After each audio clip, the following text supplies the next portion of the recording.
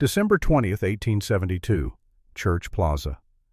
Eleanor's hands trembled as she opened the leather-bound ledger. The crowd fell silent. March 12th, 1863, boy age 9, named Thomas Fletcher, sold to Blackwood Mining Company. Price $35. A woman gasped.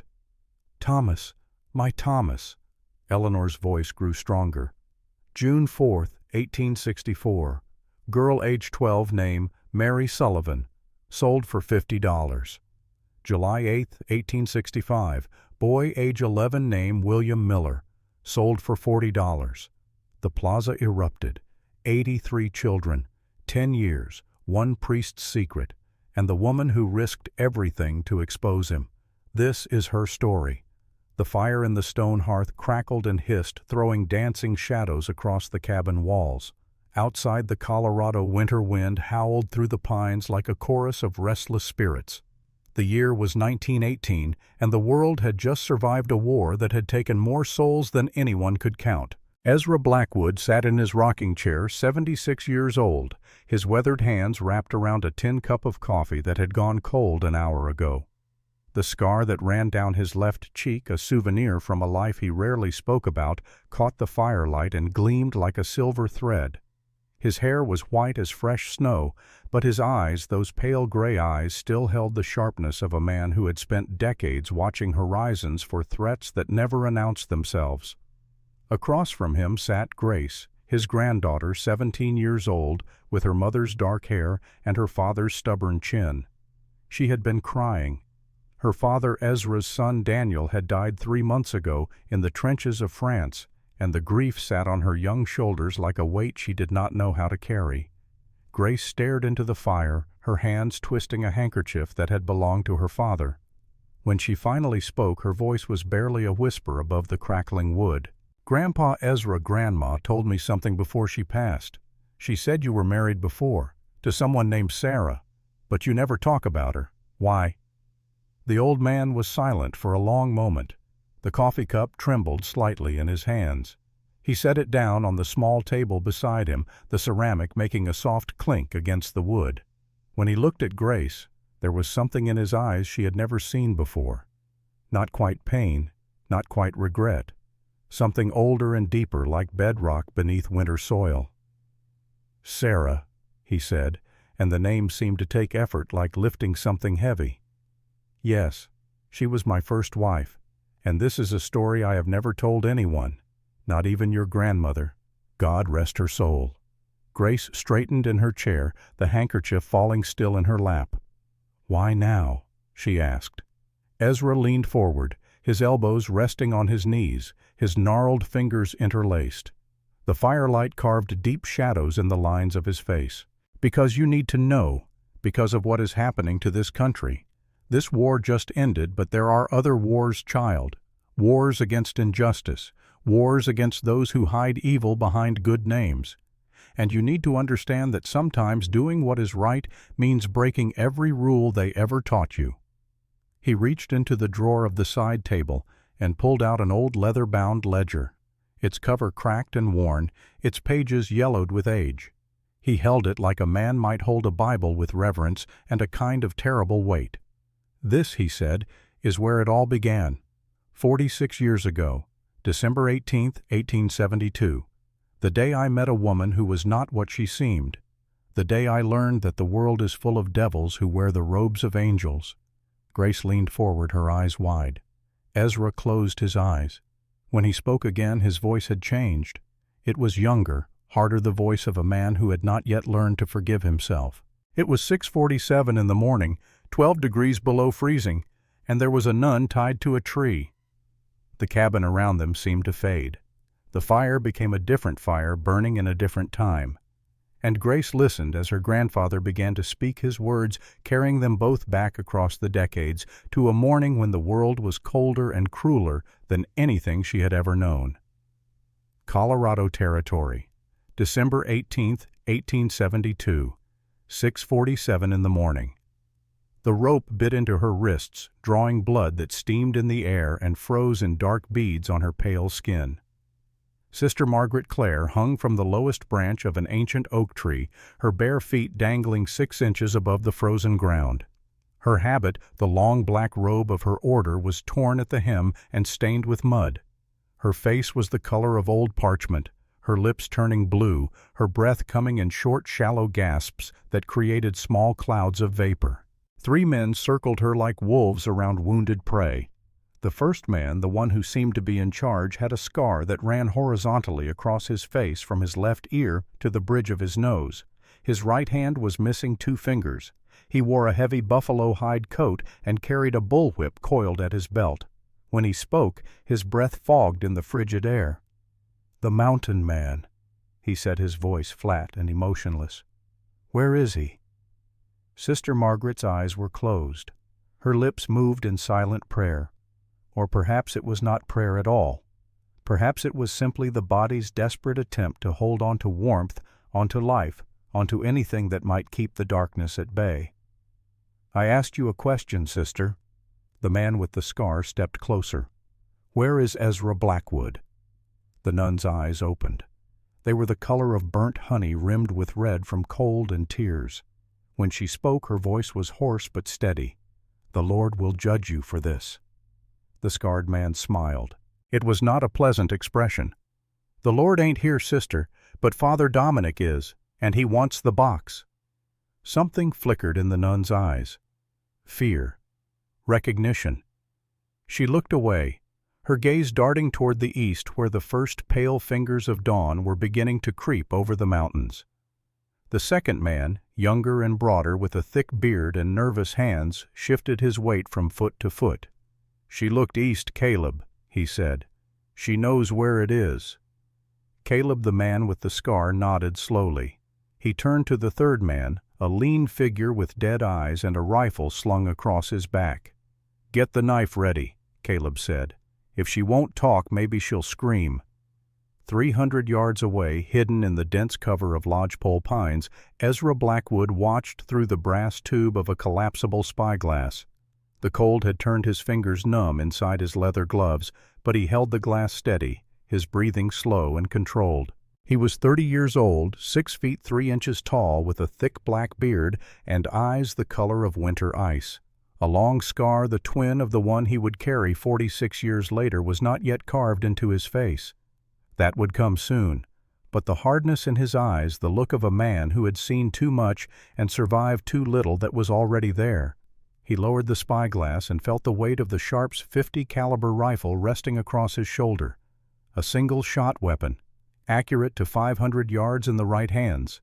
And Ezra Blackwood had the right hands. During the war, during those blood-soaked years when brother killed brother across fields that would never grow clean crops again, Ezra had been a sharpshooter for the Union. 2nd Regiment U.S. Sharpshooters, Gettysburg, Antietam, Fredericksburg. 47 confirmed kills. He remembered every face. He had not fired a weapon at a human being in 7 years. He had sworn standing over the grave of his wife Sarah that he would never kill again, that he would live quietly in the mountains alone, hurting no one, asking nothing from a world that had already taken everything he loved. But now, watching the nun shiver and bleed while 3 men prepared to torture her, Ezra felt something cold and familiar settle into his chest. It was not anger. Anger was hot and loud. This was something older, colder. The part of him that had put a bullet through a Confederate colonel's skull at 400 yards because the man had been ordering his soldiers to burn a farmhouse with a family still inside. In his coat pocket, folded and refolded so many times the creases had worn thin, was a letter. The paper was yellowed, the ink faded. It was written in a woman's hand, elegant and careful. Sarah's hand.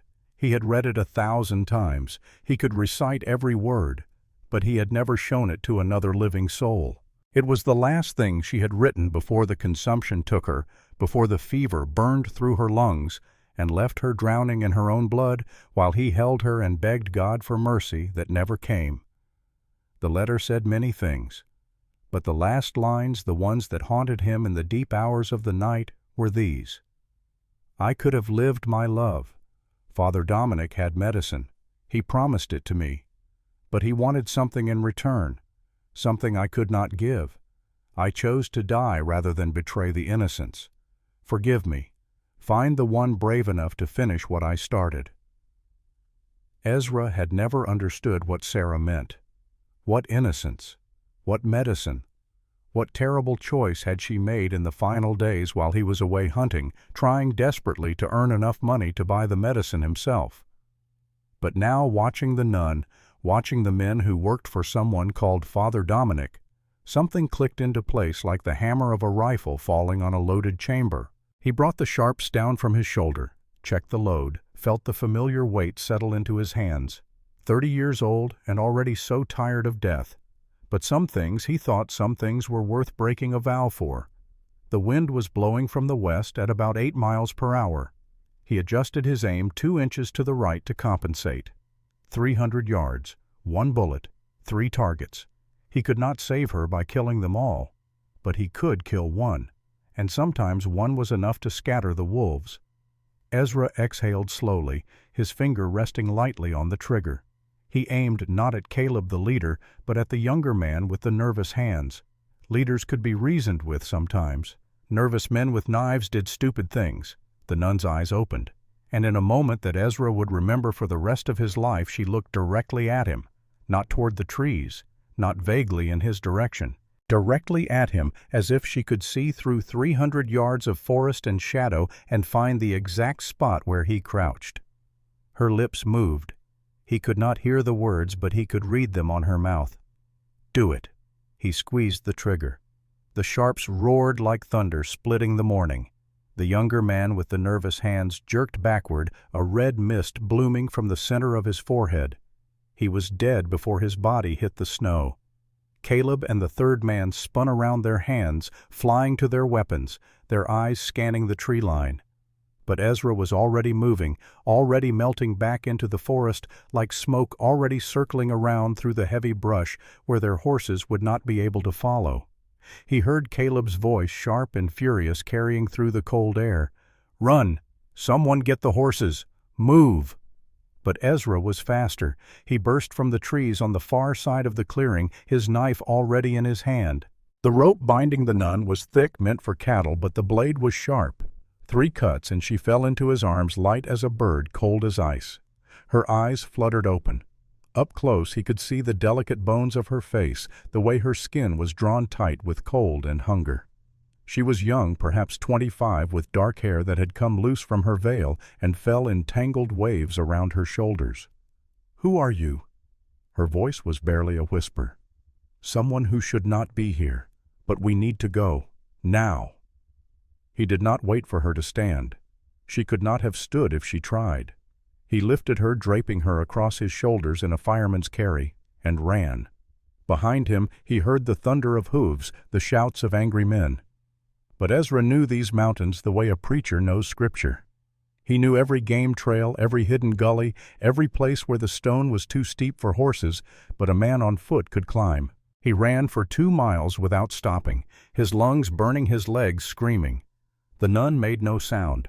For a terrible moment, he thought she had died frozen to death in the time it took him to carry her away. But when he finally stopped hidden in a narrow ravine where the walls rose 40 feet on either side and the stone was slick with ice, he felt her breathe against his shoulder. He set her down gently, leaning her against the stone wall. Her eyes were half closed, her face still that terrible blue-white color.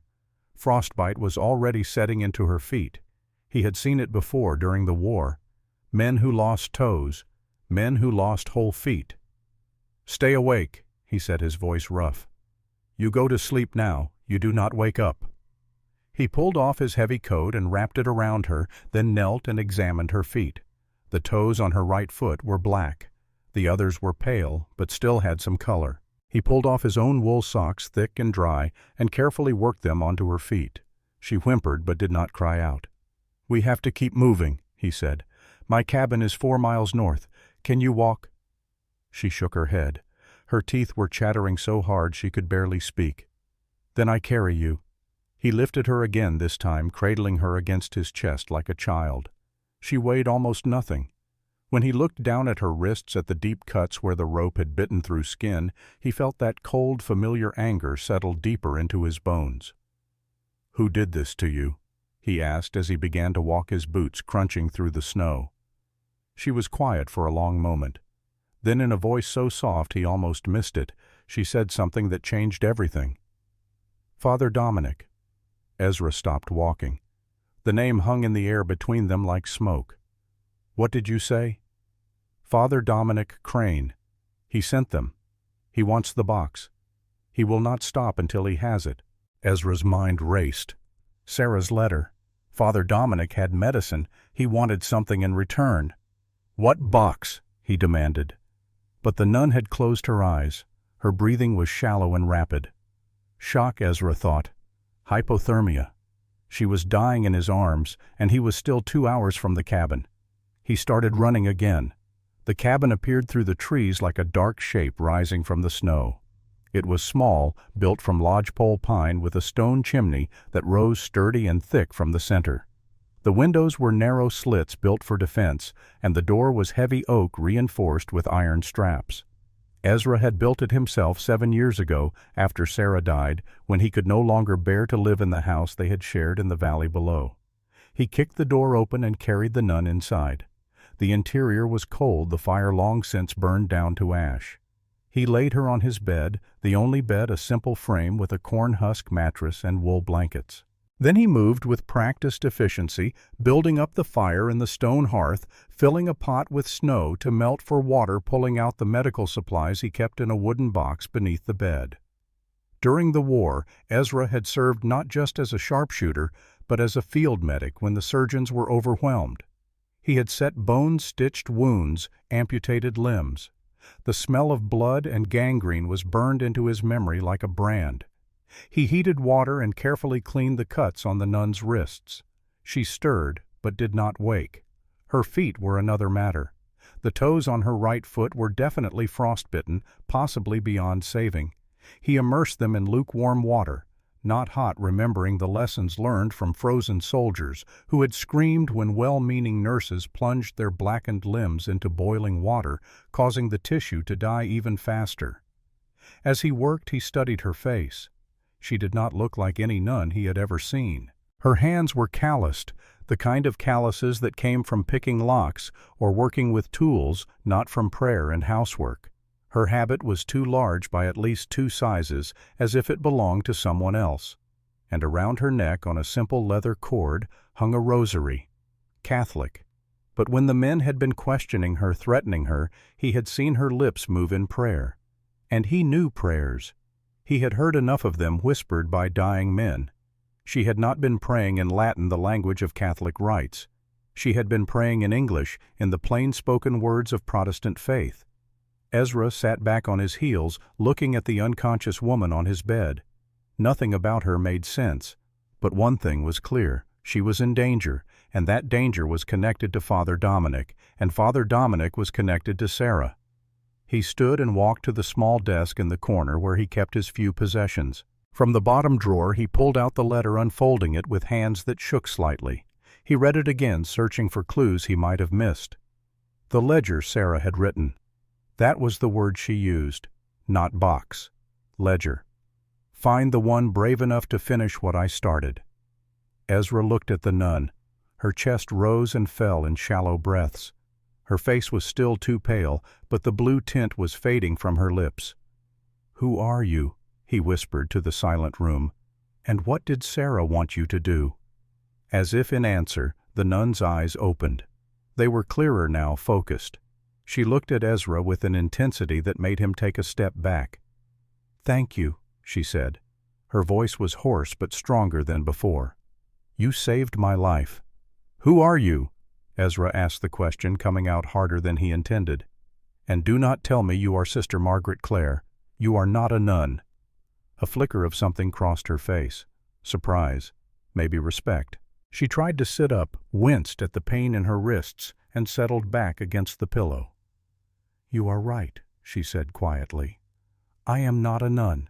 My name is Eleanor Sarah Whitfield, and I stole something from Father Dominic, something he will kill to get back."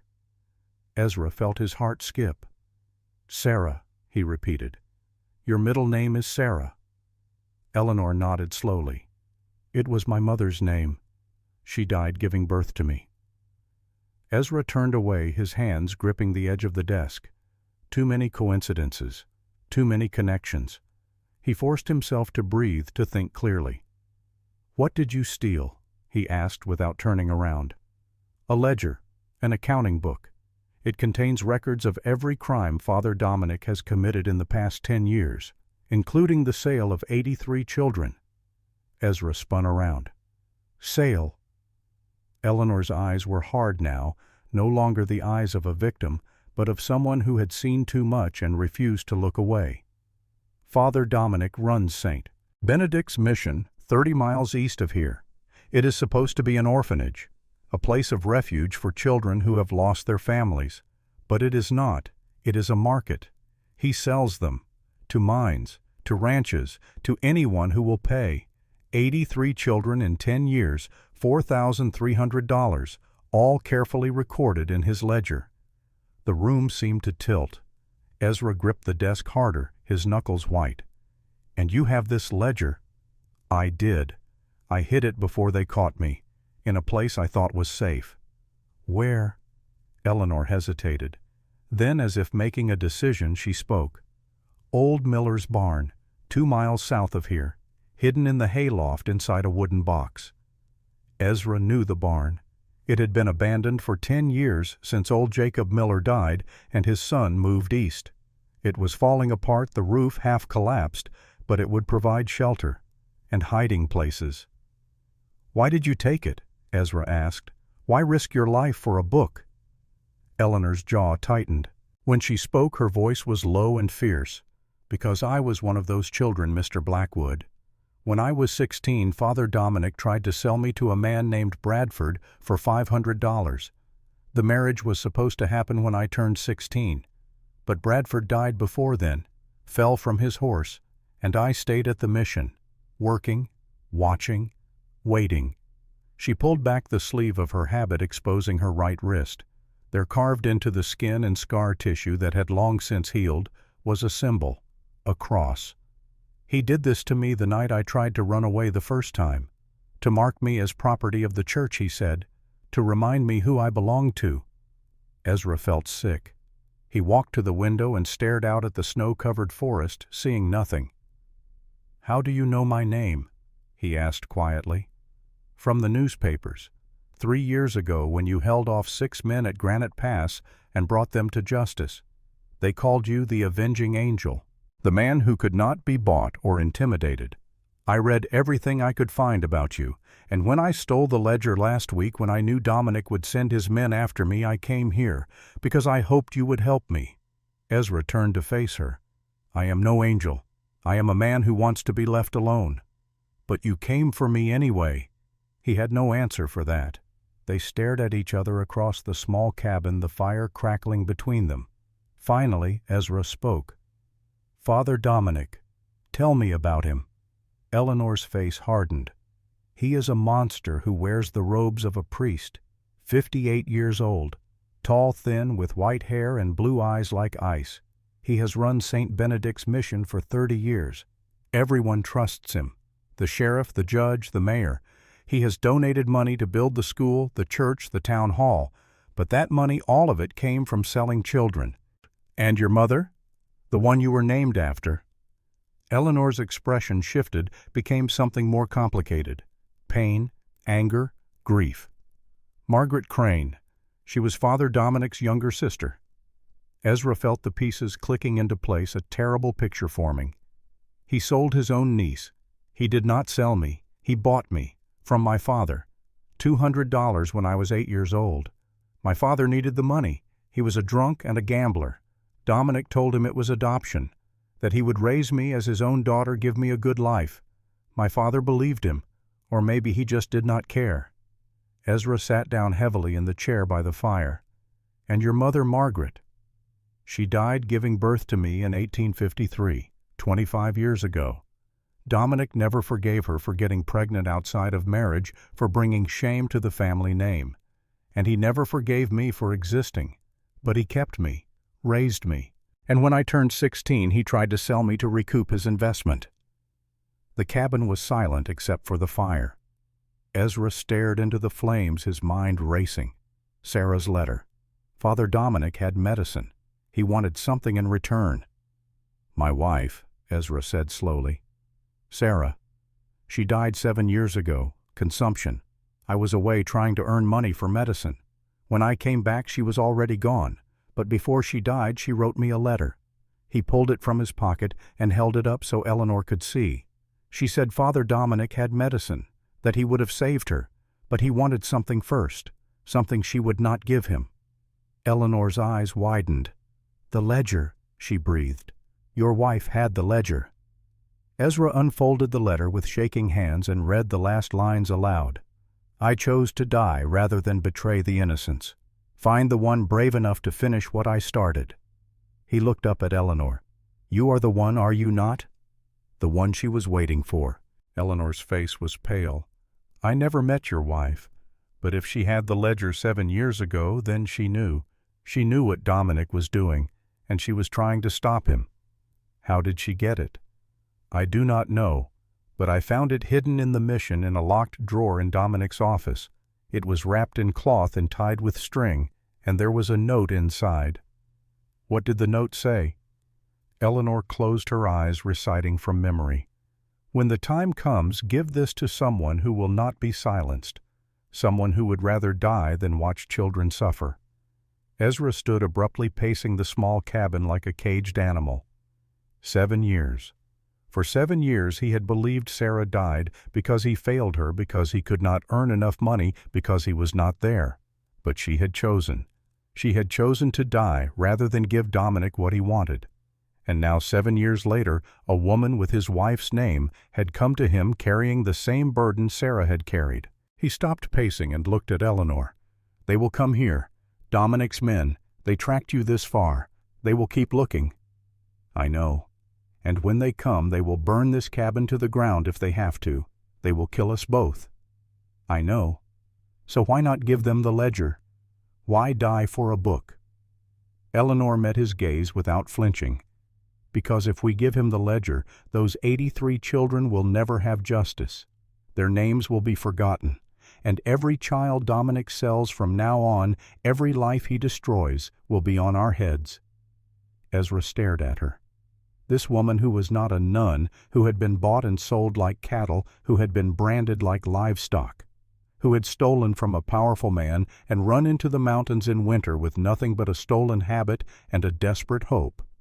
She reminded him of Sarah, not in appearance, but in the set of her jaw, the fire in her eyes, the absolute refusal to bend. He walked to the wall where his weapons hung. The Winchester rifle, 2 Colt revolvers, a hunting knife with a 10-inch blade. He took down the Winchester and checked the action. Smooth, well-oiled, ready. Then he turned back to Eleanor. "If we do this, if we fight, we might die. I know. And if we run, if we take the ledger to Denver and try to get it to the federal marshal, Dominic will send men after us every step of the way. It is 280 miles through 3 mountain passes in the middle of winter. We will be lucky to make it 20. "I know." Ezra was quiet for a long moment. Then he did something he had not done in 7 years. He smiled.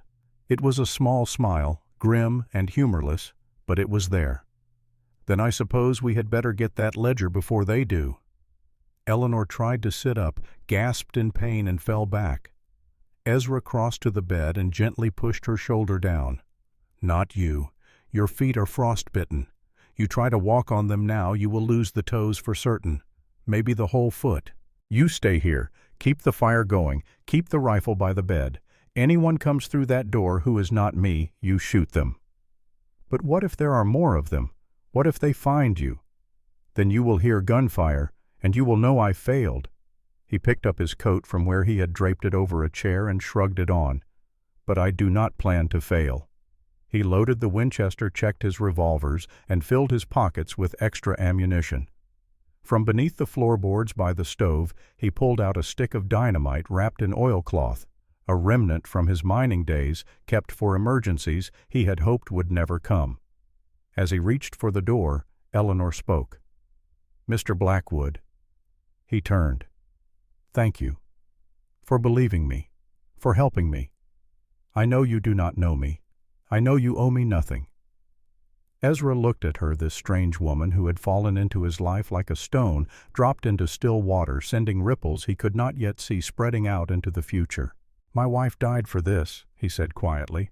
"That means I owe her everything, and maybe if we are lucky we can finish what she started." He opened the door and stepped out into the cold. The sun was higher now, the morning bright and sharp. Fresh snow had fallen during the night, covering the tracks from his earlier flight. But more snow was coming.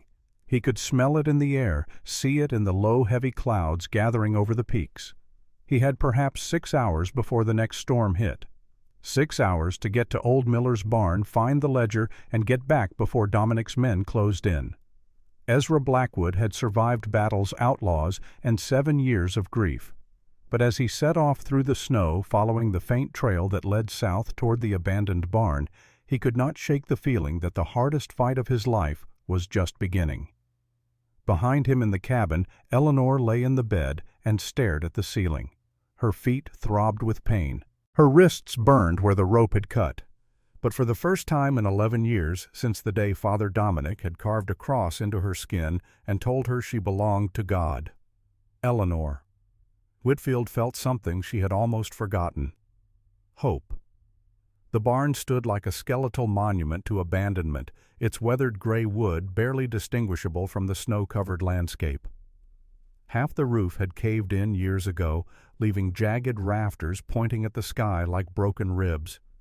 The doors hung crooked on rusted hinges, and the whole structure leaned slightly to the east, as if exhausted from decades of fighting the mountain wind.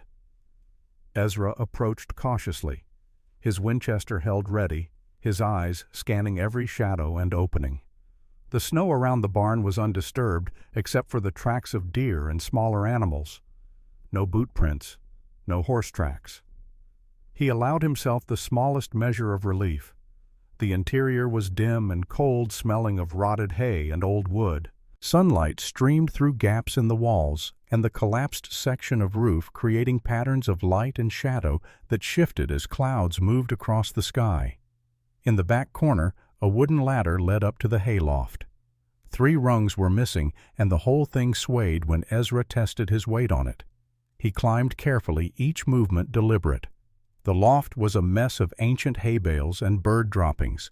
Pigeons burst from the rafters above him in a sudden explosion of wings that made his heart jump and his finger tighten on the rifle trigger. He forced himself to breathe, to stay calm. If Eleanor had hidden something here, it would be well concealed. He began methodically searching through the hay, pulling apart bales, checking behind them, feeling along the walls for loose boards or hidden compartments. 15 minutes passed, then 20. The muscles in his shoulders began to ache from the repetitive motion. Sweat dripped down his face despite the cold. He was beginning to wonder if Eleanor had been wrong, if the fever and cold had confused her memory when his fingers brushed against something that did not belong. Wood, smooth and shaped. Not the rough boards of the barn, but something finished, something made with care.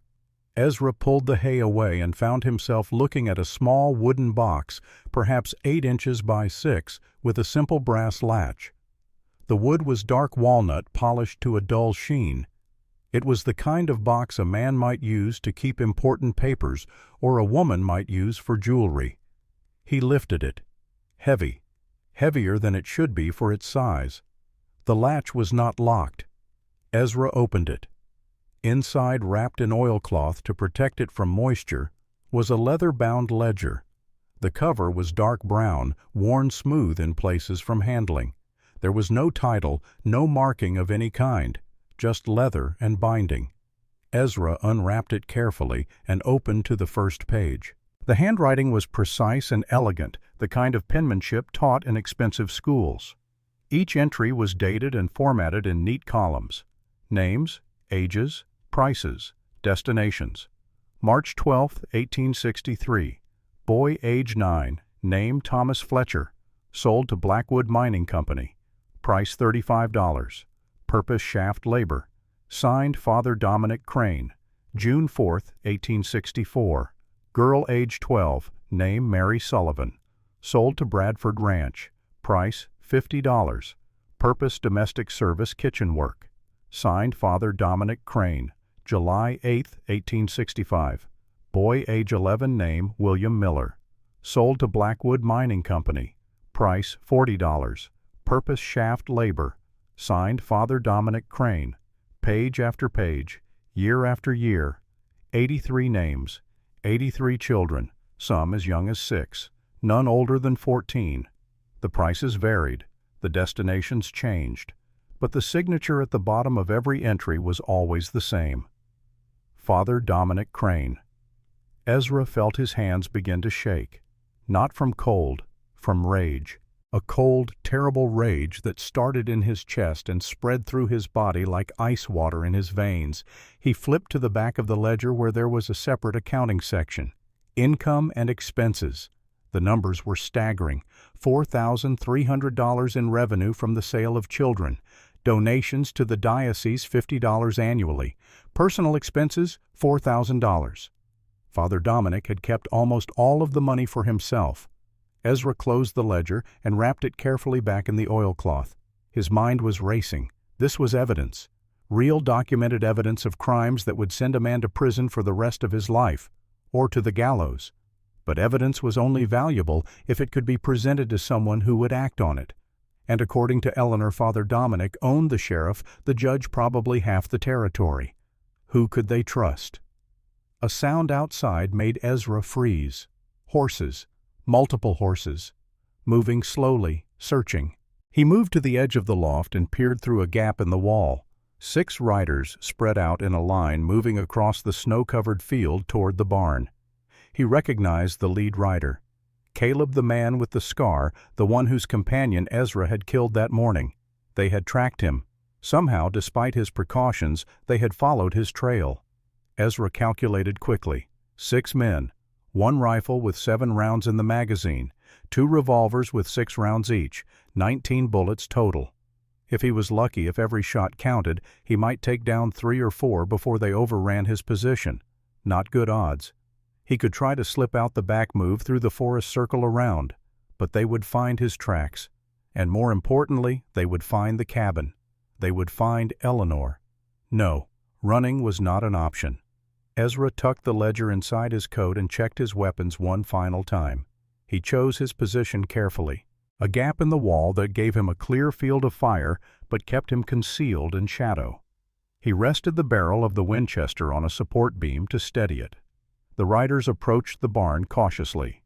Caleb raised his hand, and the group stopped about 50 yards out. They conferred quietly too far away for Ezra to hear the words. Then Caleb gestured, and 2 men dismounted, drawing their weapons as they approached the barn entrance. Ezra took a slow breath and sighted down the barrel. The first man, a stocky figure with a red beard, reached the door and pushed it open. He stepped inside his revolver, raised his eyes, adjusting to the dim interior. Ezra waited. Patience was a sniper's greatest weapon. Let them commit. Let them relax. Let them think they are safe. The second man, taller and leaner, followed the first inside. They began to search the ground floor, kicking over old barrels, checking behind the remnants of stalls. "Nothing down here," the red-bearded man called out. "Place is empty." "Check the loft." Caleb's voice came from outside. The 2 men looked at each other. Neither seemed eager to climb the rickety ladder. Finally, the taller one sighed and started up. Ezra shifted his aim. Not a kill shot. Not yet. He needed information more than he needed bodies. The man's head appeared over the edge of the loft floor. His eyes scanned the hay bales, the shadows. For a moment his gaze passed right over Ezra's hiding spot without seeing him. Then Ezra spoke. "Do not move." The man froze, his eyes going wide. "Tell your friend to drop his weapon and step back. If either of you makes a sudden move, I will put a bullet through your spine." The man swallowed hard. "Jake," he called down, his voice cracking slightly. "Drop your gun. Step back to the door." "What? Why would I do that?" "Because Blackwood is up here, and he will kill us both if you do not." There was a moment of silence, then the sound of a revolver hitting the dirt floor. Footsteps moving back. "Good," Ezra said. "Now you, climb up here, slowly, hands where I can see them." The man obeyed his movements, careful and deliberate. When he reached the loft, Ezra gestured with the rifle barrel for him to move to the far corner away from the ladder. "Sit down, hands on your head." The man sat. He was young, Ezra noticed, maybe 25, scared but trying not to show it. "What is your name?" Ezra asked. "Peter Yates." "You work for Father Dominic." Peter hesitated, then nodded. "You know what he does? What he sells?" Another hesitation. "I know he runs the mission, helps orphans." "Helps them?" Ezra's voice was hard. "Is that what you call it? Selling children to mines and ranches, keeping records of it like a merchant keeps inventory?" Peter's face went pale. "I do not know what you are talking about." Ezra pulled the ledger from his coat and tossed it at Peter's feet. "Open it. Read." Peter picked up the ledger with shaking hands. He opened it to a random page. His eyes moved across the entries. His face went from pale to gray. "This cannot be real," he whispered. "Father Dominic would not. He is a man of God." "Read the signatures," Ezra said. "Every page, same signature." Peter flipped through several pages. His hands were trembling now. Oh God, this is real." "How long have you worked for him?" 3 months. He hired me as a guard for the mission, said there had been thefts that he needed protection. I thought I was protecting children, not—" He trailed off, staring at the ledger in horror. Outside, Caleb's voice called out, "Peter, what is happening in there?" Peter looked at Ezra, his eyes wide with fear and confusion. "You have a choice," Ezra said quietly. "You can call out to Caleb, tell him everything is fine, and then help me get out of here. Or you can try to warn him, and I will shoot you and fight my way out. But either way, I am leaving with that ledger.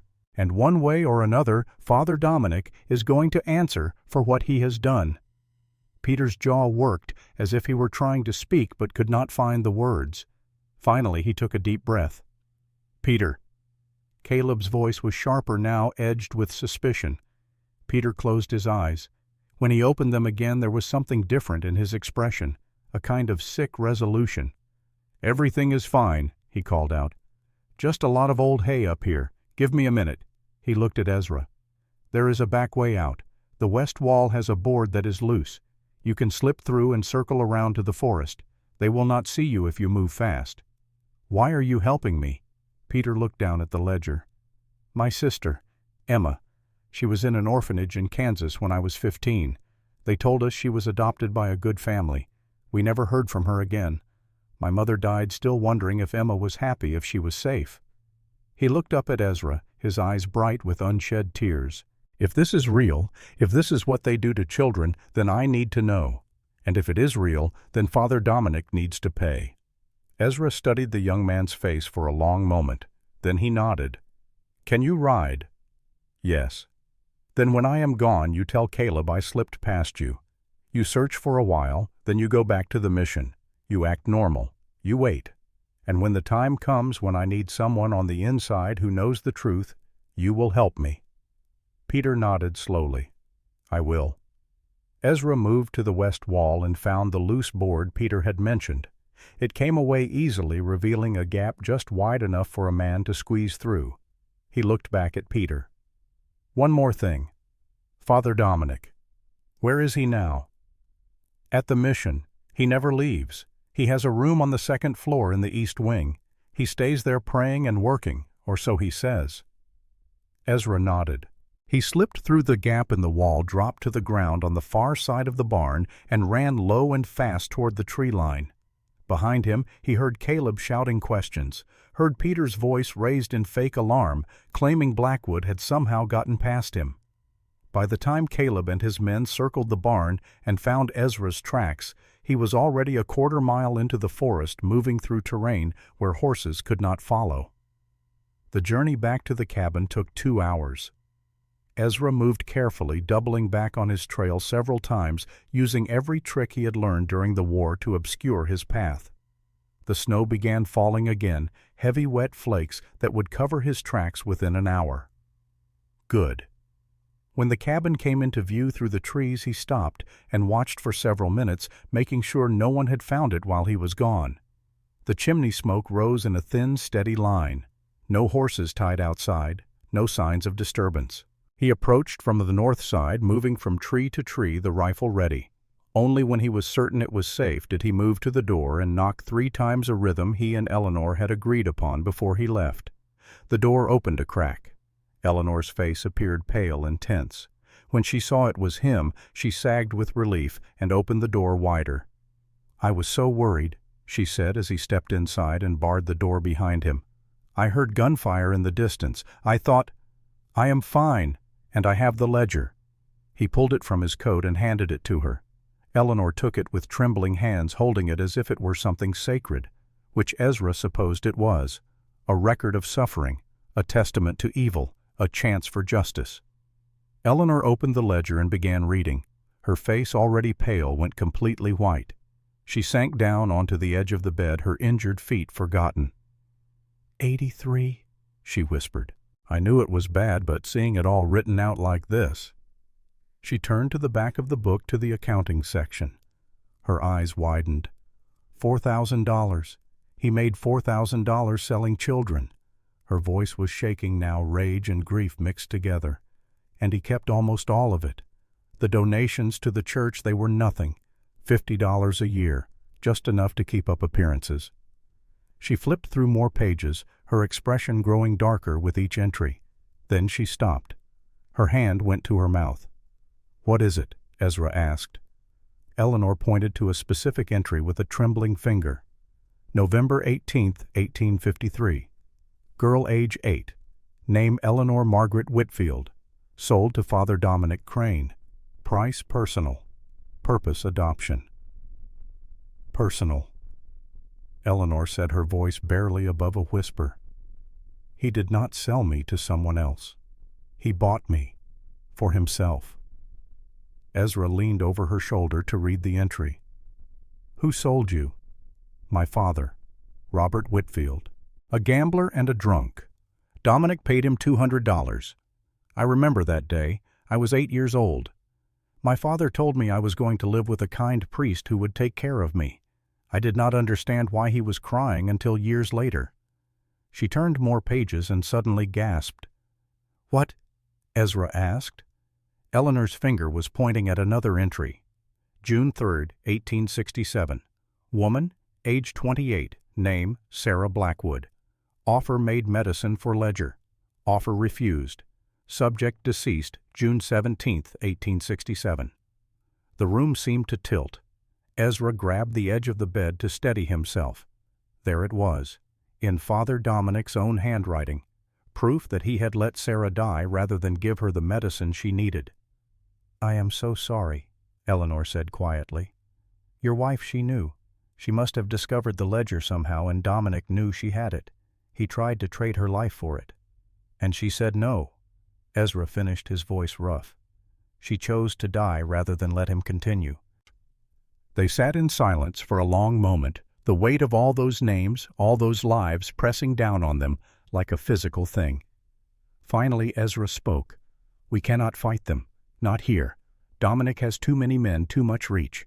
If we stay, they will find us. They will kill us and take the ledger and burn it. Then what do we do? Ezra thought for a moment. We go to the town. We make this public. Father Dominic's power comes from respect, from trust. If we can destroy that, if we can show people what he really is, then he has nothing. The sheriff works for him. So does the judge. But not everyone, Ezra said. He began to pace his mind, working through the problem like a tactical puzzle. There are people in that town who cannot be bought. People who would stand against Dominic if they knew the truth. Who? Marshal Clayton Webb. He is retired now, but he was a United States Marshal for 20 years. He fought corruption his whole career. He and I served together in the war. He will listen. One man, Eleanor said, against Dominic and his allies. Not just one. There is also Doc Emma Hartley. She runs the clinic. She has treated children from the mission for years. I would wager she has seen things that made her suspicious but had no proof. Give her this ledger, she will act. And old Tom Miller, he owns the general store. His son Billy disappeared in 1865. Tom has believed for 13 years that the boy ran away, but I am willing to bet Billy's name is in that ledger." Ezra knelt beside Eleanor, looking her in the eyes. "We split up tomorrow. I go to Webb and Tom. You go to Doc Hartley. We show them the ledger. We convince them to stand with us. And then the day after tomorrow we call Dominic out. In public, in the church plaza where everyone can see and hear. We read the names, we show the evidence, and we let the people decide." "He will try to kill us," Eleanor said. "Probably. That is why we need Webb armed and ready. That is why we need witnesses. Dominic's power is built on secrecy and fear. Take those away, and he is just an old man with blood on his hands." Eleanor looked down at the ledger in her lap. "It is risky. Everything worthwhile is risky." She looked up at him, and Ezra saw something in her eyes that reminded him so much of Sarah it made his chest ache. Determination, courage, the refusal to surrender even when the odds were impossible. "All right," Eleanor said. "We do it. But I have one condition." "What?" "When we confront him, when we read the names, I want to be the one who reads them. Those children deserve to have their names spoken aloud by someone who understands what they suffered. Not by you, with all respect. By me." Ezra nodded. "Agreed." They spent the rest of the evening planning. Ezra drew a map of the town marking the locations of key buildings and the homes of the people they needed to recruit. Eleanor carefully tore several pages from the ledger, making copies of the most damning entries in case Dominic's men somehow got the original. As night fell and the cabin grew dark, except for the firelight, Eleanor finally spoke the question that had been hanging between them. "Why are you doing this? You could have left me to die. You could have given them the ledger and gone back to your quiet life. Why risk everything for people you do not know?" Ezra was quiet for a long time. When he finally answered, his voice was soft but steady. 7 years ago, I buried my wife on the hill behind this cabin. I stood over her grave and I made a promise. I promised that I would never let anyone suffer the way she suffered, that I would never stand by and watch evil triumph. I broke that promise. I hid up here in the mountains alone, hurting no one but helping no one either. And every day I broke it, a part of me died. He looked at Eleanor across the firelight. "You came here asking for help. You came here carrying the burden my wife died trying to carry. I cannot bring Sarah back, but I can finish what she started. And maybe if I do that, I can live with myself again." Eleanor's eyes were bright with tears. "She would be proud of you." "I hope so. God, I hope so." They sat in silence for a while longer. Then Eleanor spoke again, her voice lighter, trying to lift the heavy mood. "When we get out of this, when it is over, what will you do?" Ezra smiled slightly. "Rebuild the cabin. Plant something on Sarah's grave that will bloom in spring. Maybe learn to live in the world again instead of hiding from it." "That sounds good." "And you?" Eleanor looked down at her bandaged feet. "I always wanted to be a teacher, to help children learn to read and write and think for themselves. Maybe I will do that. Open a school somewhere. Make sure no child ever has to suffer what those 83 suffered." "That sounds very good indeed." They settled in for the night, Eleanor taking the bed over Ezra's protests, Ezra making a pallet on the floor by the fire. As he lay there staring at the ceiling beams, listening to Eleanor's quiet breathing, Ezra thought about Sarah. He thought about the letter she had written about her choice to die rather than betray the innocents. He thought about how brave she had been, how strong. And he thought about how for 7 years he had been angry at God for taking her, when maybe, just maybe, he should have been grateful that he had known her at all. "I will finish it, Sarah," he whispered into the darkness. "I promise. This time I will not hide." In the bed, Eleanor pretended to be asleep, but she had heard every word, and for the first time since she was 8 years old and her father sold her for $200, Eleanor Whitfield felt something she had almost forgotten existed. She felt safe. The next morning dawned cold and clear. Ezra and Eleanor set out before sunrise, moving carefully through the forest toward the town 3 miles to the east. They traveled together until they reached the outskirts, then separated. Ezra headed north toward the retired marshal's home. Eleanor, moving slowly on her injured feet, but refusing help, headed south toward the doctor's clinic. Ezra found Marshal Clayton Webb chopping wood behind his cabin. Webb was 68 years old, with white hair and a beard to match, but his shoulders were still broad and his arms still strong. He looked up as Ezra approached, recognized him, and set down his axe. "Ezra Blackwood, heard you were dead." "Not yet," Ezra replied. "What brings you down from that mountain of yours?" "Justice Clayton, or the lack of it." Webb's eyes narrowed. "Explain."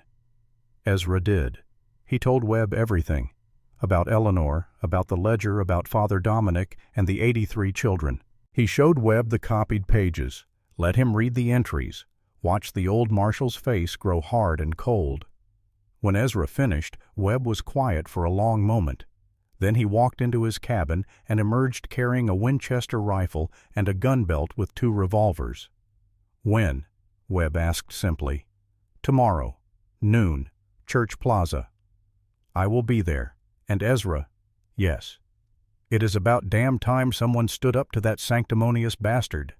Ezra's next stop was the general store. He found old Tom Miller behind the counter tallying receipts. Tom was 70 years old, bent with age and grief, his eyes perpetually sad. "Mr. Blackwood," Tom said in surprise, "what can I do for you?" "Tom, I need to talk to you about your son, about Billy." The old man's face went pale. "Billy has been gone 13 years. I do not talk about Billy. I know where he went." Tom's hands clenched on the counter. "What did you say?" Ezra pulled out the ledger page and placed it on the counter. "July 8, 1865. Boy, age 11.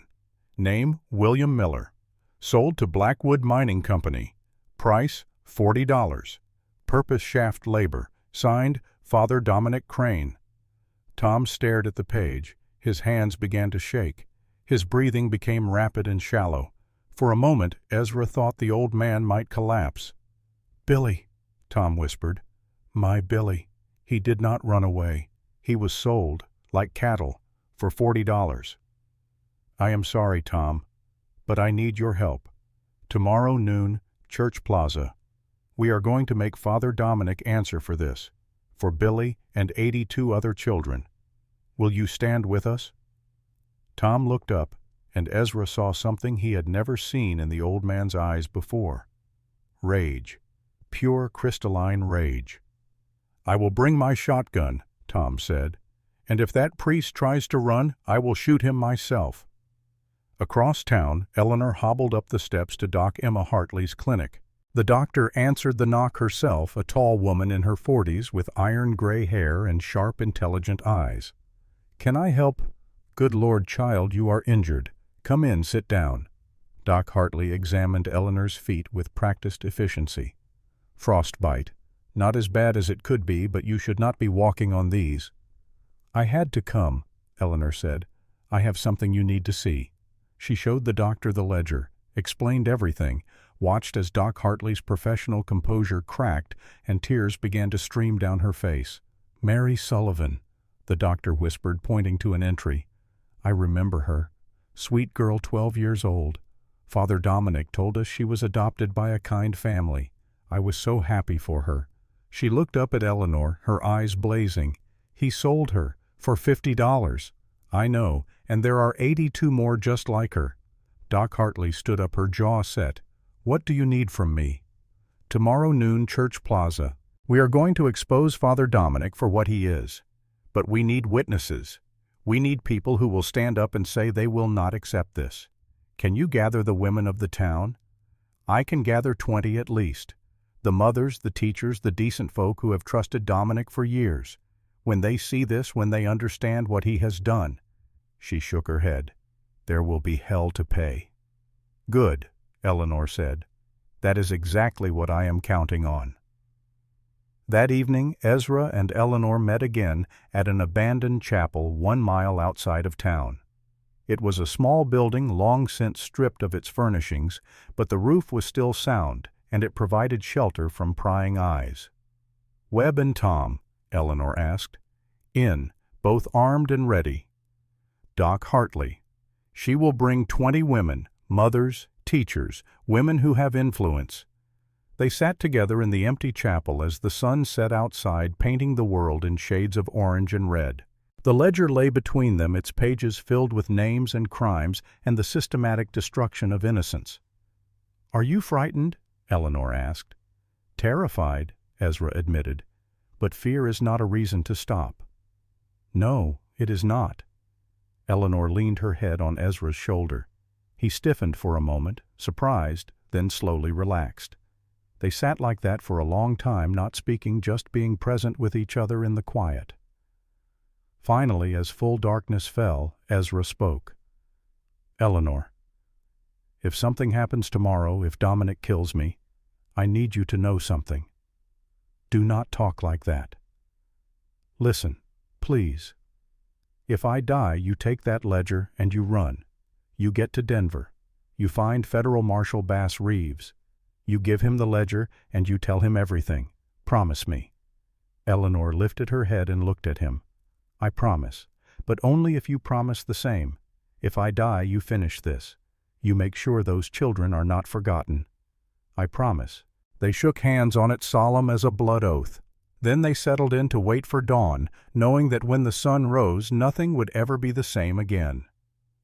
20 miles to the east, in the rectory of St. Benedict's Mission, Father Dominic Crane sat at his desk and stared at a portrait on the wall.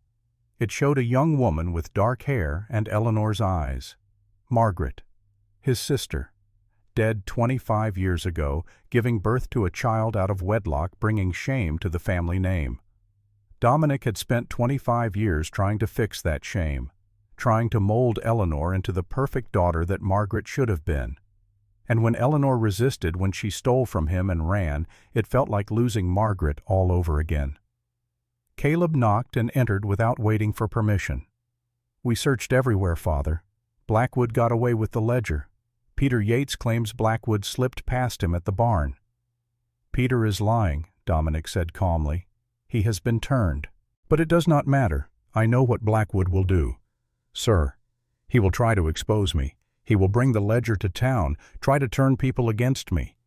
It is what a man like him would do. Honor, justice, all the pretty words that men use when they want to feel righteous." Dominic stood and walked to the window, looking out at the snow-covered grounds where children played, unaware of how much their lives had cost. "Tomorrow you will gather every man we have, 20 if you can. You will go to town, you will wait, and when Blackwood appears you will kill him, quietly if possible, publicly if necessary." "And Eleanor?"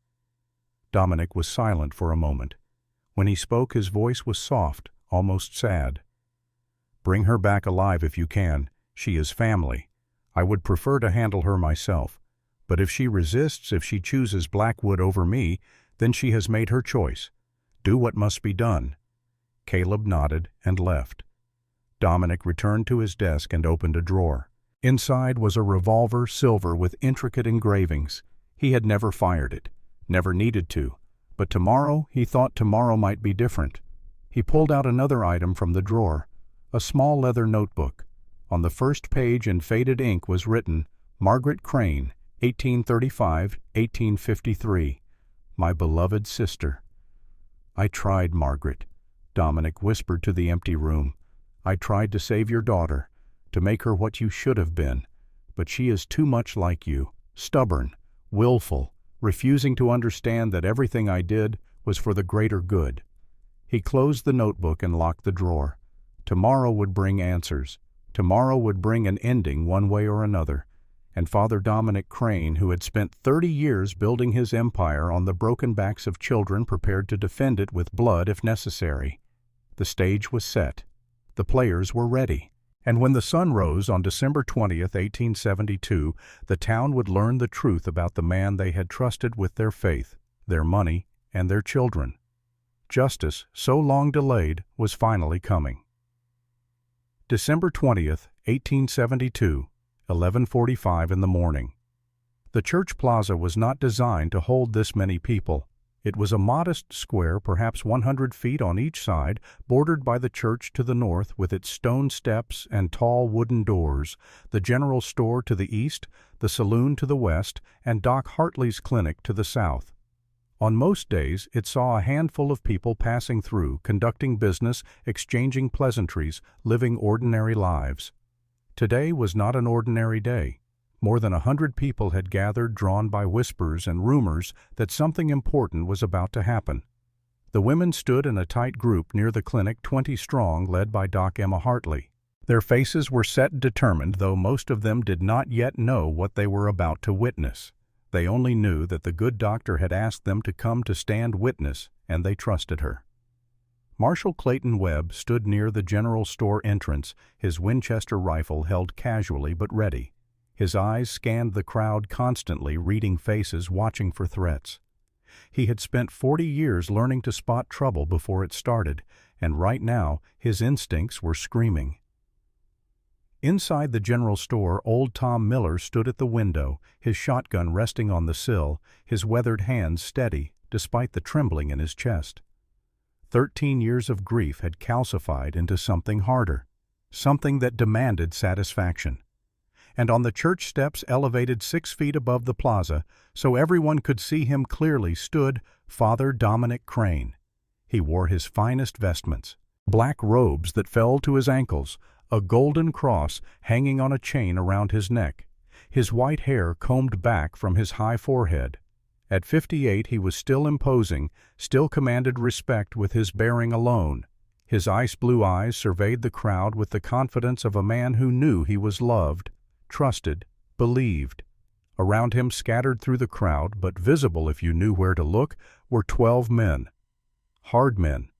The kind who carried guns and asked no questions about the work they were paid to do. Caleb stood closest to Dominic, his scarred face impassive, his hand resting near his holstered revolver. But one man stood apart. Peter Yates, young and conflicted, positioned himself near the general store, his eyes not on Eleanor or Ezra, but on the ledger she carried. The ledger he had read. The ledger that might contain his sister Emma's name. The church bell began to toll. Noon. 12 heavy strokes that echoed across the plaza and silenced the murmuring crowd. From the west, walking slowly but steadily. Despite her injured feet, came Eleanor Whitfield. She wore a simple gray dress borrowed from Doc Hartley, her dark hair pulled back in a severe bun. She carried no weapon.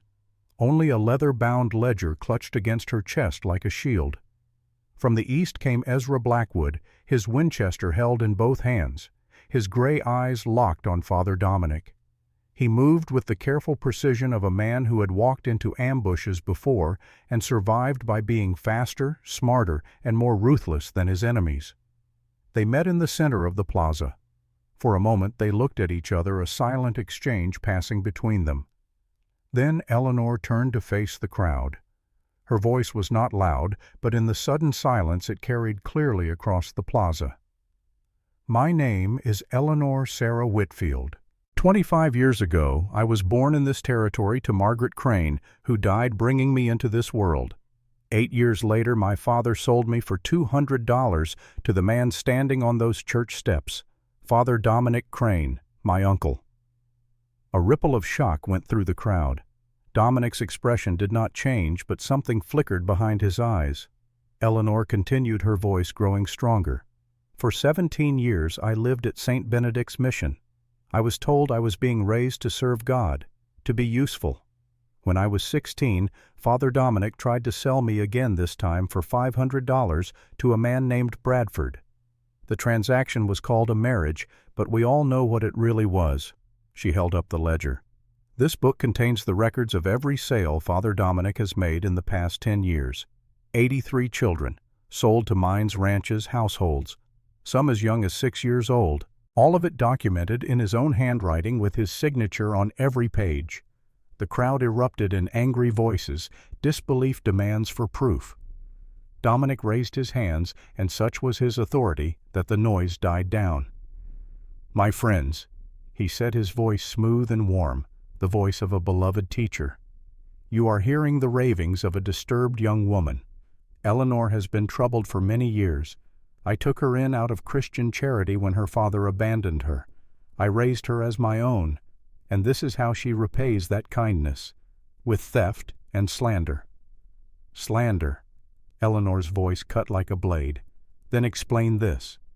She opened the ledger to a marked page and began to read. March 12, 1863.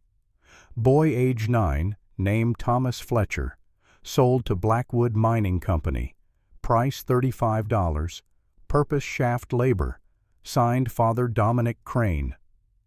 A woman in the crowd, thin and worn, gasped, "Thomas, my Thomas! You said he was adopted. You said he went to a good family." Eleanor continued, her voice steady, despite the tears beginning to form in her eyes. June 4, 1864. Girl age 12, name Mary Sullivan, sold to Bradford Ranch, price $50, purpose domestic service. "Mary," Doc Hartley's voice rang out. "I remember Mary, sweet child. Father Dominic, you told us she was going to a loving home." July 8, 1865. Boy age 11, name William Miller, sold to Blackwood Mining Company, price $40, purpose shaft labor. The general store door burst open. Old Tom Miller stumbled out, his shotgun held in shaking hands, his face contorted with grief and rage. "Billy," he choked out. "Billy was my son, my boy. You told me he ran away. You held my hand and you prayed with me, and you told me God would bring him home. And all along you sold him for $40. $40.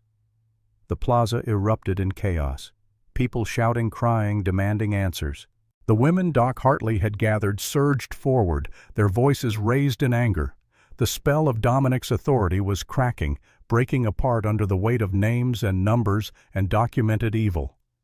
Dominic's calm facade finally shattered. "Enough!" His voice was no longer warm. It was ice and steel. "You dare stand there and judge me. You dare question 30 years of service I saved those children. I gave them purpose.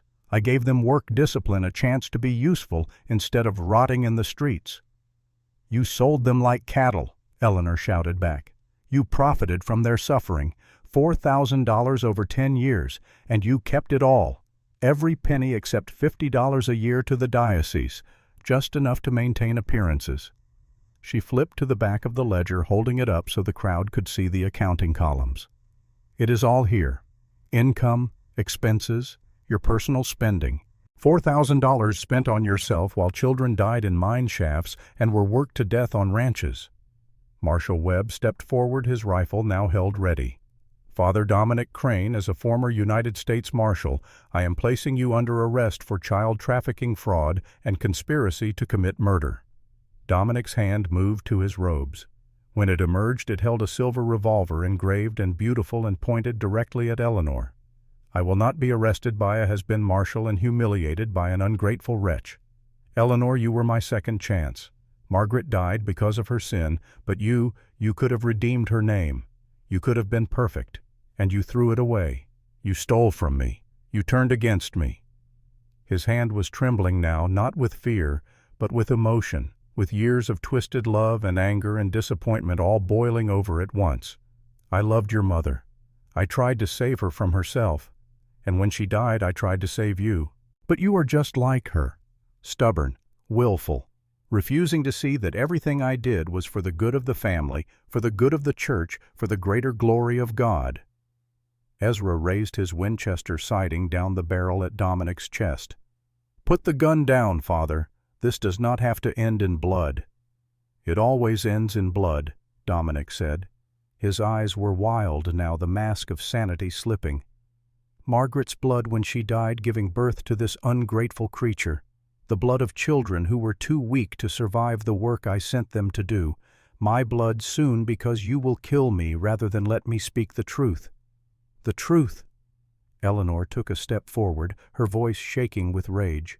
"You want to speak truth? Then tell them about Sarah Blackwood. Tell them how she discovered your ledger. Tell them how you offered her medicine that could have saved her from consumption, but only if she gave you the ledger back. Tell them how you let her die." She flipped to another page and read aloud. June 3, 1867. Woman, age 28, named Sarah Blackwood. Offer made medicine for Ledger. Offer refused. Subject deceased, June 17, 1867. The crowd had gone silent. Even Caleb and the hired men seemed frozen, unsure of what to do. Then Peter Yates stepped forward, his revolver drawn, but pointed at the ground. "Father Dominic," Peter's voice rang out. "I read the ledger. My sister Emma, was she one of them?" Dominic's eyes widened. "Peter, you do not understand. I saved those children. Was she one of them?" Dominic's silence was answer enough. Peter's face hardened. He turned to Marshal Webb. "I will testify. Against all of them." The crowd stirred, uncertainty rippling through Dominic's men. The certainty they had held moments ago was cracking. Ezra's voice was low and dangerous. "You killed my wife." "I gave her a choice," Dominic said. "She chose wrong, just like Eleanor is choosing wrong now. Just like Margaret chose wrong when she spread her legs for some traveling salesman and brought shame to our family name." He swung the gun toward Ezra. "And you self-righteous killer, you think you are any better. You put 47 bullets in men during the war. I saw the reports. I read about the avenging angel of Granite Pass. How many men have you killed, Blackwood? How many lives have you taken in the name of justice?" "I killed soldiers," Ezra said quietly. "Men who were trying to kill me or harm the innocent. You killed children, worked them to death for profit. They were orphans. They were nothing. I made them useful." The words hung in the air like a curse. Even Dominic seemed to realize he had gone too far. The crowd stirred, angry voices rising again. Several men started forward, and Caleb and his companions drew their weapons, creating a tense standoff. Marshal Webb's voice cut through the chaos. "Everyone stand down, and this is going to be settled in a court of law, not with a lynching." But Dominic was not listening. He was staring at Eleanor with an expression that was half love, half hate, completely mad. "You were supposed to be perfect. You were supposed to make up for Margaret's sin. I carved a cross into your flesh to remind you that you belong to God, that you belong to me, and you still ran. You still betrayed me." "I never belonged to you," Eleanor said. Her voice was steady now, all fear gone, replaced by a quiet strength. "I was bought. I was branded. I was treated like property. But I am not property. I am a human being. And those 83 children, every single one of them, they were human beings too. They had names. They had families. They deserved better than what you gave them. They deserved nothing. They were the spawn of whores and drunkards and sinners. They were children," Eleanor was shouting now, tears streaming down her face. "Children, you monster! And you sold them.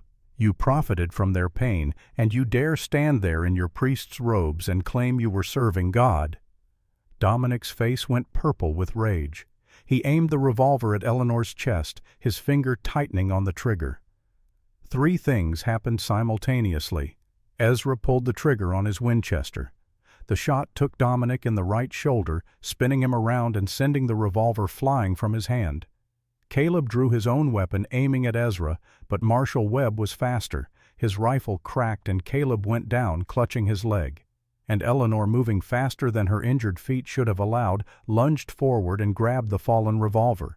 She stood over Dominic, who had collapsed on the church steps, bleeding and moaning, and pointed the gun at his face.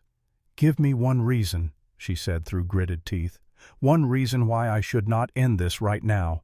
Dominic looked up at her, blood spreading across his black robes, and for a moment something like lucidity returned to his eyes. "Because if you kill me, you become like me. You become a murderer. You are a murderer. You murdered Sarah Blackwood. You murdered 83 children, even if it took years for some of them to die. Then prove it, in a court of law, like civilized people." Dominic coughed, blood flecking his lips. "Or are you just like your mother after all, ruled by passion instead of righteousness?" Eleanor's hand trembled. The gun wavered. For a long moment the entire plaza held its breath. Then Eleanor lowered the weapon. "No," she said quietly. I am not like you. I will not be like you. You will stand trial. You will face justice. And when they hang you, and they will hang you, Father, it will be the law that does it, not me." She handed the revolver to Marshal Webb, who had approached cautiously. The old lawman took it and nodded his approval. "Smart choice, girl. Justice over vengeance. Always the harder path, but always the right one." Doc Hartley pushed through the crowd and knelt beside Dominic, examining his wound. "He will live," she announced. "Shoulder wound clean through. He will stand trial all right." The crowd began to disperse, some people rushing to help tend the wounded, others standing in small groups talking in hushed, shocked voices. The world had just tilted on its axis. A man they had trusted for 30 years had been revealed as a monster. It would take time for that knowledge to settle, for the full horror of it to sink in. Ezra approached Eleanor, who stood staring down at Dominic as Doc Hartley worked. He touched her shoulder gently. "You did the right thing. Sarah would have been proud." Eleanor turned to look at him, her eyes red from crying. "Will they really convict him? Will justice actually happen? With that ledger as evidence, with all these witnesses?" "Yes, he will hang." Eleanor nodded slowly. Then, to Ezra's surprise, she reached out and took his hand, not romantically, but as a partner, as someone who had walked through fire and emerged on the other side scarred but alive. "Thank you," she said, "for believing me, for fighting with me, for finishing what your wife started." "Thank you," Ezra replied, "for being brave enough to carry that burden, for being the one Sarah was waiting for." They stood together as the sun began to sink toward the western peaks, casting long shadows across the plaza. It was not over. There would be a trial. There would be investigations, testimonies, the painful process of finding the surviving children and trying to give them some measure of closure. But the hardest part, the moment of truth when they had to stand and be counted, that was done. They had stood. They had not run. They had spoken truth to power and survived. And sometimes that was all you could ask for. 3 weeks later, Denver, Colorado. Federal Courthouse. The courtroom was packed to overflowing. People stood in the aisles, pressed against the walls, filled the gallery, until the bailiff had to turn away latecomers. This was the trial everyone had been waiting for. The mission slavery scandal, the newspapers called it. The priest who sold children. The betrayer of innocence. Father Dominic Crane sat at the defense table, his arm in a sling, his face gaunt and pale. His lawyer, appointed by the church and already regretting the assignment, shuffled papers nervously. At the prosecution table sat federal prosecutor James Harding, a barrel-chested man with a thick mustache and a reputation for taking down corrupt officials. Next to him sat Eleanor Whitfield and Ezra Blackwood, present as witnesses. Judge Marcus Brennan, 70 years old with a face like weathered granite, brought his gavel down sharply. "This court is now in session. The Territory versus Dominic Crane. Charges of child trafficking, fraud, and conspiracy to commit murder. How does the defendant plead?" Dominic's lawyer stood.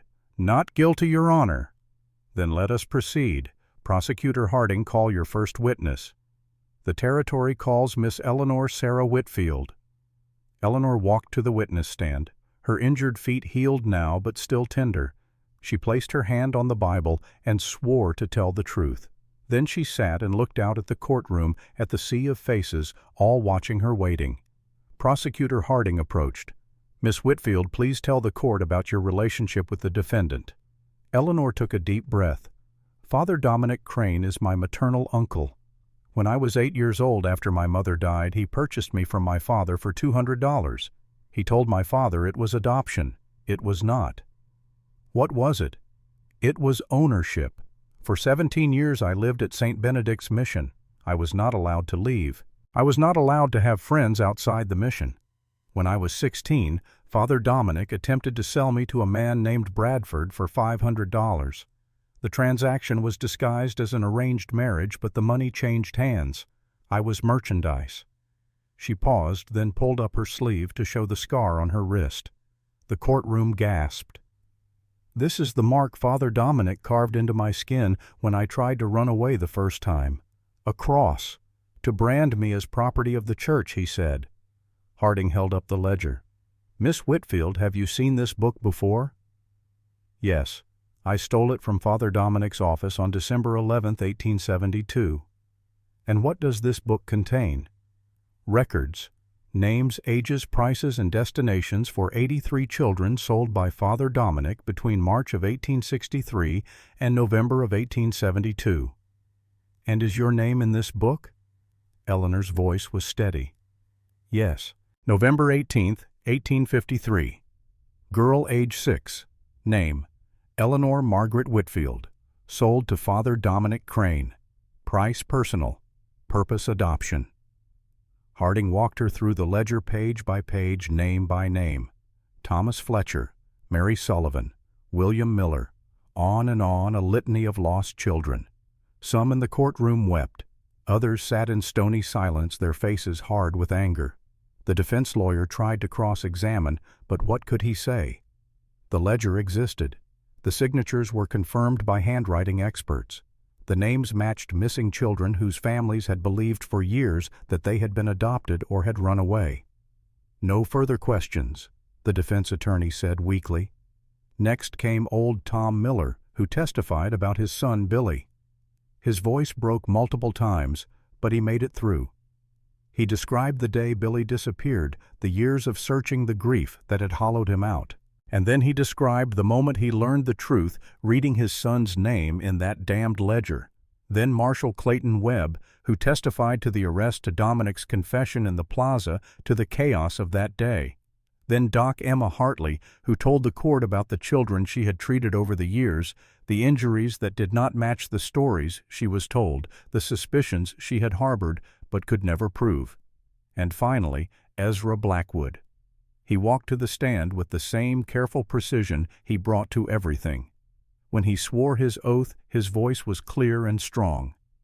Prosecutor Harding showed him the letter, Sarah's letter. "Mr. Blackwood, can you identify this document?" "It is a letter from my late wife, Sarah Blackwood, written days before her death in June of 1867. "And what does it say?" Ezra read it aloud, his voice steady despite the emotion churning beneath the surface. When he reached the final lines about choosing to die rather than betray the innocents, several jurors looked away, unable to meet his eyes. "Mr. Blackwood, did you know about the ledger before your wife's death?" "No, she never told me. I believe she was protecting me. If I had known, I would have tried to act, and Father Dominic would have killed me." "And what happened when you learned the truth?" "I finished what my wife started.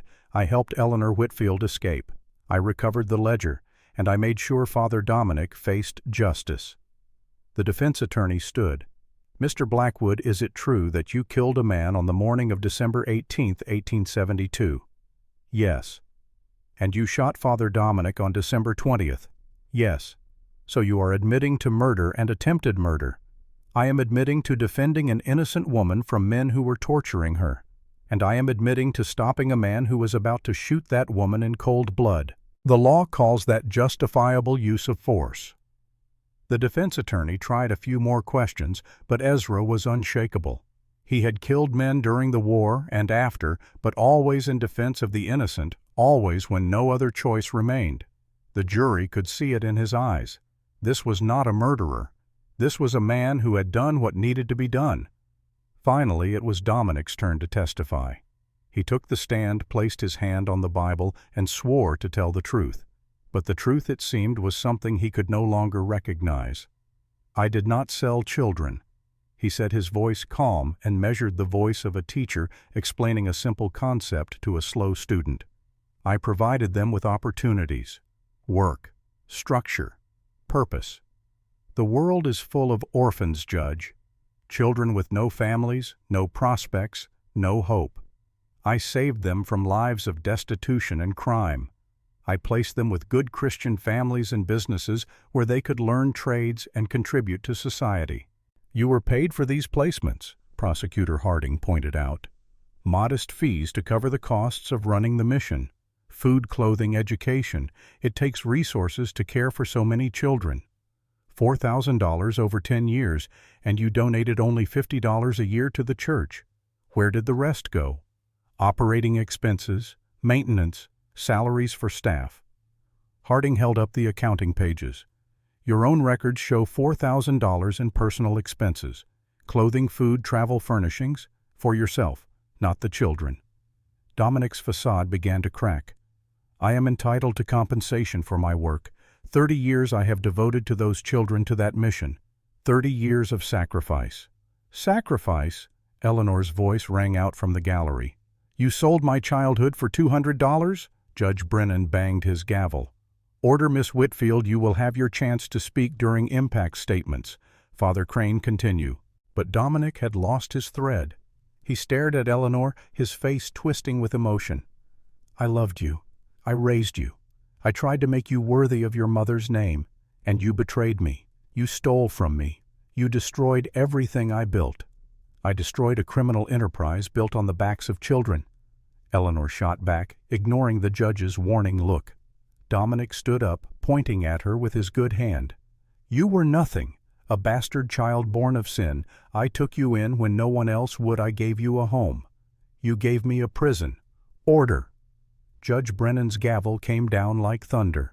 Father Crane, sit down. Miss Whitfield, one more outburst, and I will have you removed from this courtroom. But the damage was done. The jury had seen Dominic lose control, had seen the rage and possessiveness beneath the priestly facade. When the defense attorney tried to salvage the testimony, it was too late. The closing arguments were brief. Harding pointed to the ledger, to the testimonies, to the overwhelming evidence of systematic child trafficking. The defense attorney made a half-hearted attempt to paint Dominic as a misguided but well-meaning servant of God who had simply made poor record-keeping decisions. No one believed it. The jury deliberated for 6 hours. When they returned, their faces were grim. On the charge of child trafficking, 83 counts. How do you find? The foreman stood. Guilty on all counts. On the charge of fraud, guilty. On the charge of conspiracy to commit murder in the death of Sarah Blackwood, guilty. The courtroom erupted. Some people cheered. Others wept. Dominic sat motionless, his face blank as if he could not process what was happening. Judge Brennan brought his gavel down repeatedly until order was restored. Father Dominic Crane, this court finds you guilty on all charges. You have used your position of trust to perpetrate crimes of unspeakable cruelty against the most vulnerable members of our society. You have betrayed your vows, your calling, and every child who was placed in your care. He paused, his eyes hard as flint. This court sentences you to 25 years of hard labor in the territorial prison. Additionally, you are fined $10,000 to be paid into a victim's restitution fund. May God have mercy on your soul, because this court has none. Dominic finally reacted. He stood shaking off the bailiff's restraining hand. You cannot do this to me. I am a servant of God. I am entitled to respect, to dignity. Eleanor, tell them I loved you. Tell them I only wanted to save you. Eleanor stood and walked to the rail separating the gallery from the court floor. She looked her uncle in the eyes and spoke clearly. You did not love me. You owned me. And now you own nothing, not me, not those children, nothing but the consequences of your actions. Goodbye, Father Dominic. I hope you find the redemption in prison that you never found in prayer. Dominic lunged toward her, but the bailiffs were ready. They grabbed him, wrestled him down, and dragged him from the courtroom as he screamed Eleanor's name over and over until the heavy doors closed and cut off the sound. Silence fell. Then slowly people began to file out, talking in quiet voices, processing what they had witnessed. Ezra found Eleanor standing alone by the window, looking out at the street below. He approached carefully. Are you all right? I do not know, she admitted. I thought I would feel relieved, victorious, but I just feel empty. That will pass. Justice is not always satisfying in the moment, but it matters. You did something that took extraordinary courage. You stood up when you could have stayed silent. Eleanor turned to look at him. What happens now? Now we find the children, the ones who are still alive. We use the ledger to track them down, bring them home if they want to come, or at least let them know what happened. Let them know they were not abandoned or forgotten. Will you help me? Of course. This is not finished, not until every name in that book has been accounted for. Over the next 3 months, Ezra and Eleanor, along with Marshall Webb and Doc Hartley, traveled across Colorado and Wyoming. Using the ledger as their guide, they tracked down the children who had been sold. Some were found. Thomas Fletcher, now 18 years old, was rescued from a mining camp where he had been working since age 9. He was illiterate, scarred, broken in ways that would take years to heal. But his mother, tears streaming down her face, held him and promised they would heal together. Mary Sullivan, 20 years old, had been luckier. The Bradford family, learning that she had been purchased rather than legitimately adopted, were horrified. They offered Mary a choice stay as a paid employee with full rights and wages, or leave with their blessing and financial support. Mary chose to stay, having found in them the family she had always deserved. William Miller was not found. Further investigation revealed he had died in a mine collapse in 1869. Old Tom wept when he learned, but at least he had an answer. At least he could bury an empty coffin next to his wife and know that Billy had not abandoned them, had not stopped loving them, had simply been taken by a cruel world and a crueler man. In total, 47 of the 83 children were located. Some wanted to return to the lives they had built despite the horror of how they began. Others wanted to start fresh, to be reunited with families who had thought them lost forever. 21 children could not be traced, their trails gone cold, their fates unknown. And 15 had died victims of accidents, disease, or the brutal conditions they had been sold into. Eleanor recorded every story. She wrote letters to families. She testified in additional court cases as buyers were prosecuted for their roles in the trafficking. And slowly, painfully, she helped stitch together some small measure of justice from the tatters of 83 stolen childhoods. By the spring of 1873, the work had reached a natural pause. Eleanor and Ezra returned to the mountains, to the site where his old cabin had stood. Together they built a new one, larger this time, with 2 bedrooms, a proper kitchen, and windows that let in the light. On a warm day in June, they stood together on the hill behind the cabin where Sarah Blackwood was buried. The grave was simple, marked by a wooden cross that Ezra had carved himself. But now fresh flowers bloomed around it, planted by Eleanor's hands. "I wish I could have met her," Eleanor said quietly. "She would have liked you. You are very much alike, stubborn, brave, unwilling to look away from suffering. Ezra, I need to ask you something." "Ask." "When this began, when you saved me from that tree, were you doing it for me or for Sarah?" Ezra was quiet for a long moment. "At first for Sarah, to finish what she started, but somewhere along the way it became about you, about Eleanor, about making sure that one person at least escaped Dominic's control and got to live a life of her own choosing." Eleanor nodded. "I am glad, because I want to stay. Not out of obligation or debt, but because I want to, because I have never had a home before, and this place with you feels like home. You are welcome to stay as long as you want. And if what I want is to stay forever—" Ezra turned to look at her, surprise evident in his eyes. Eleanor met his gaze steadily. "I am not asking you to love me the way you loved Sarah. I know that kind of love does not come twice to most people. But I am asking if you would accept a partnership, a life built together not on romance, but on shared purpose and mutual respect." Ezra thought about it, about the loneliness of the past 7 years, about the way Eleanor had stood in that plaza and refused to pull the trigger, choosing justice over vengeance, about the strength it took to face Dominic in court and speak truth without flinching. "I would be honored," he said finally, "to build a life with you, to be your partner in whatever comes next." Eleanor smiled, genuine and bright.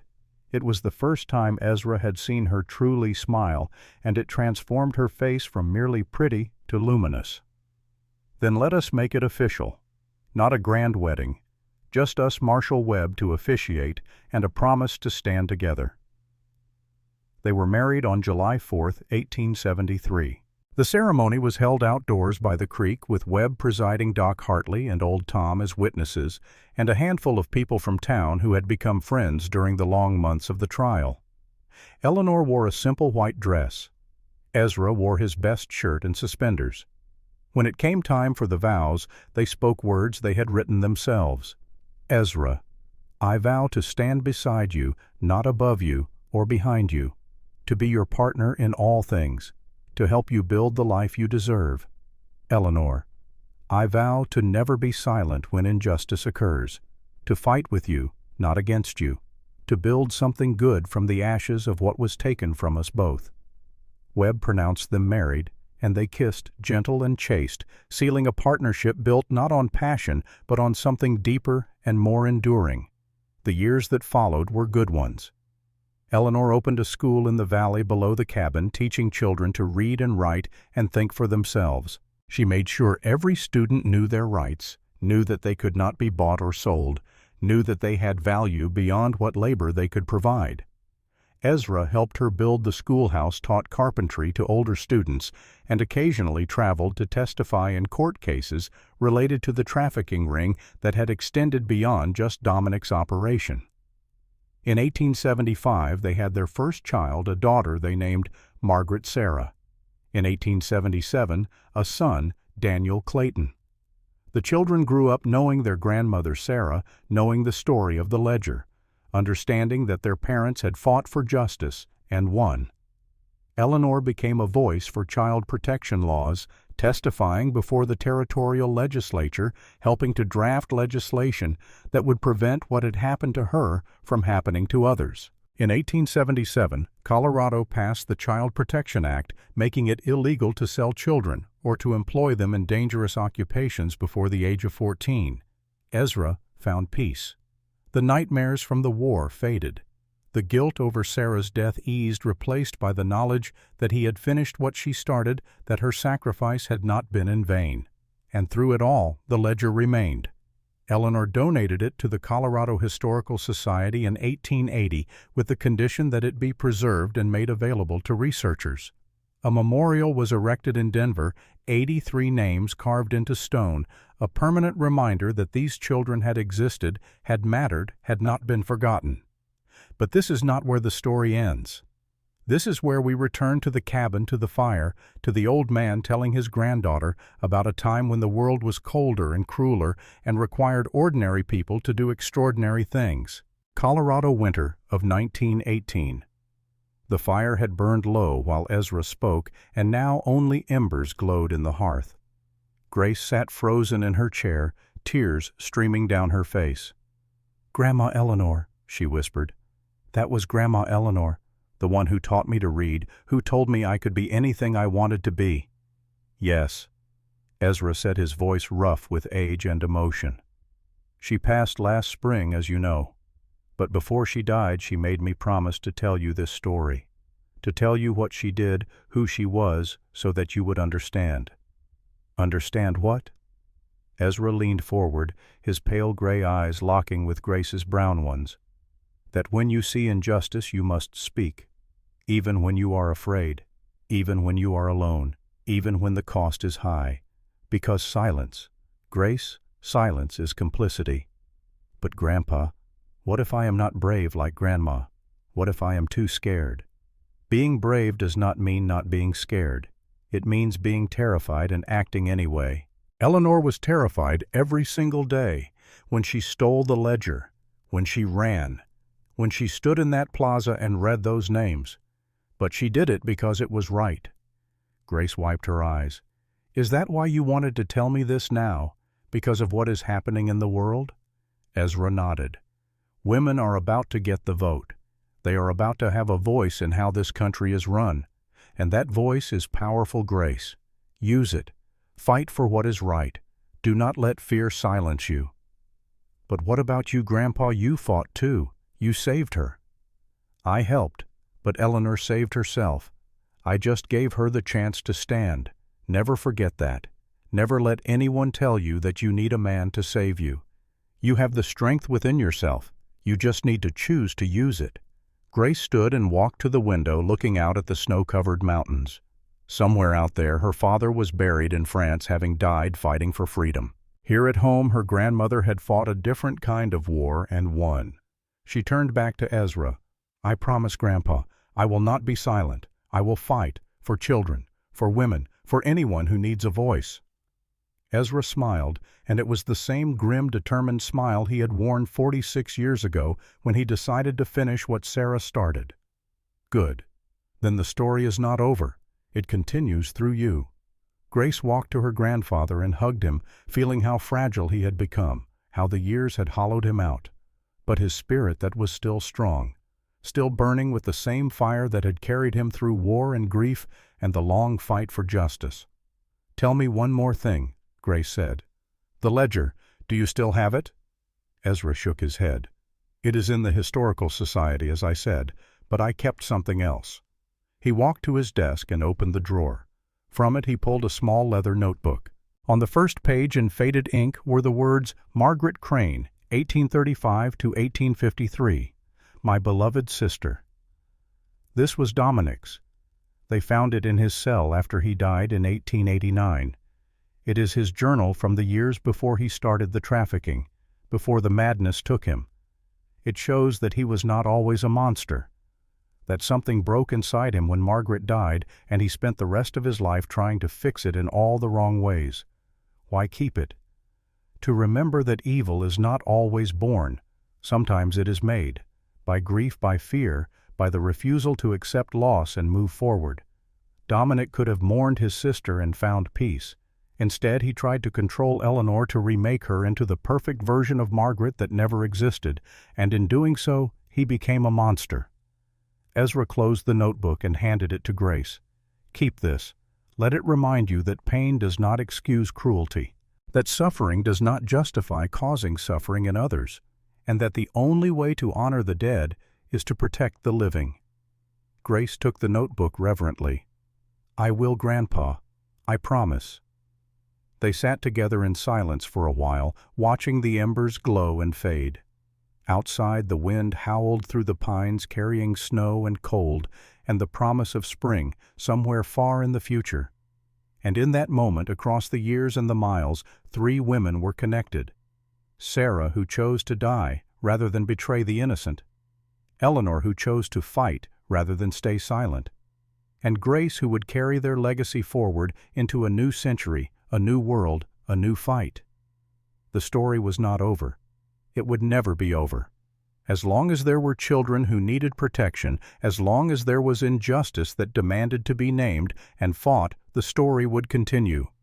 And that perhaps was the greatest victory of all. Not that Dominic had been punished, though he had been.